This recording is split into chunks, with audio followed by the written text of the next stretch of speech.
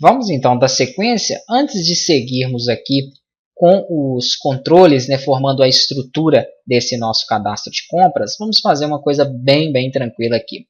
Eu quero salvar primeiro essa minha planilha.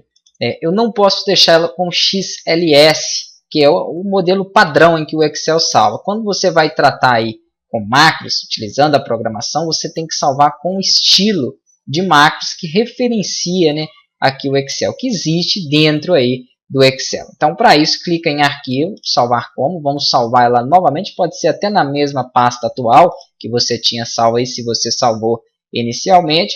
Só que, quando você acrescenta, então, aí esses comandos nessa estrutura de formulários do Visual Basic ali, você precisa, então, alterar, né, a pasta de trabalho aqui do Excel, que foi esse arquivo que nós salvamos anteriormente, para a pasta de trabalho habilitada para macro, para que as macros, então, funcionem e rodem aí dentro do seu projeto. Pode ser o mesmo nome aqui, sem problema, só você clicar aí em salvar, ele salva com essa referência. Vamos voltar aqui para o nosso visual, né, para aplicações, e vamos fazer o seguinte, vamos começar com os rótulos, né? O rótulo também ele vai ter aqui algumas programações, algumas propriedades aí para você modificar. E o backcolor é uma delas. Só que eu não quero, podem ver ali, que ele tem uma cor de fundo, só que ela está azul, né? Se ela tivesse, por exemplo, de uma outra cor qualquer aqui, ó, iria ficar bem diferente de acordo com o fundo do meu formulário.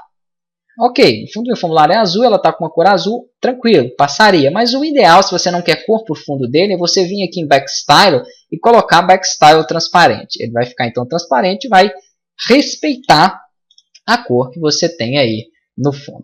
Se você quiser executar para poder visualizar esse formulário, a abertura dele, você clica aqui ó, em executar, ele vai então carregar e abrir. Percebam que aqui eu tenho o nome do cliente e aqui eu tenho então o meu campo de texto, né, para poder preencher. Para poder voltar, eu acabei de executar, eu posso clicar aqui com o botão direito, fechar ou clicar direto na janelinha. Ele volta aqui para o modo de estrutura, o modo design, para que eu possa programar. Se você quiser alterar a cor do label, que você tem Font Color, né, e pode aqui alterar, por exemplo, a cor da forma que você quiser. Altera e testa aí para a gente poder visualizar. Se você for clicar em testar, ele pedir o nome da macro, basta você cancelar, clica no fundo do formulário e depois você executa. Porque ali ele pode executar a partir de algum componente. Então aqui eu vou deixar o fundo azul, o nome aqui, né, dos campos branco e vou regular um pouquinho essa minha caixa de inserção de texto, que é o nosso text box. Vamos aqui, então, primeiro definir o nome. O que vai ter na primeira parte do meu cadastro de compras? Geralmente, nós precisamos aqui de um código. Então, aqui onde está Caption, eu vou colocar o nome para ele de código. Perfeito. E vou diminuir um pouquinho esse meu label.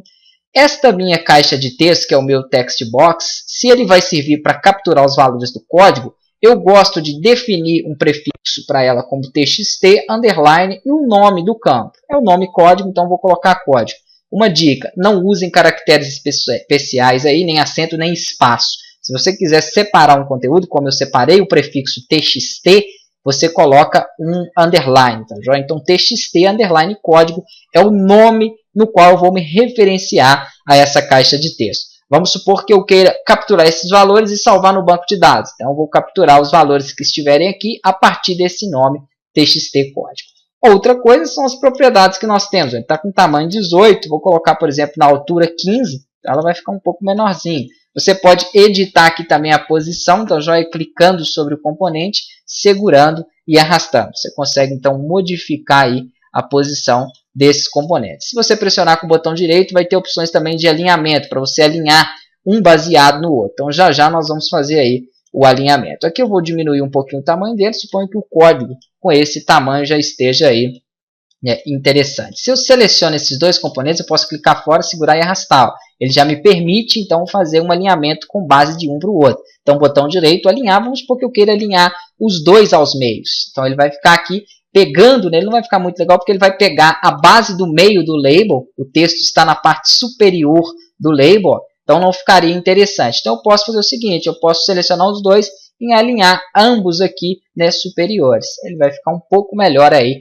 a estrutura e a organização. Então, tenho aqui já o meu primeiro campo. Se você quiser outros campos, nós vamos precisar, basta selecionar esses campos, pressionar aí o comando para copiar, né, Ctrl+C e o Ctrl+V para colar. Façam cópias e apliquem. Nós vamos precisar de mais dois aqui. Então, inicialmente eu vou ter o código.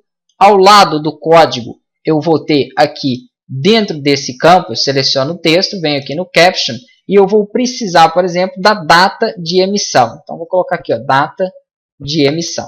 Depois, obviamente, quando nós formos programando, eu vou mostrar para vocês o que vai ser cada um desses campos e o que vai fazer cada um desses campos. Então, de início, se você não entender bem, né, um campo aqui que eu aplicar, não se preocupe, é lógico que ao iniciar a programação nós vamos explicar aí passo a passo.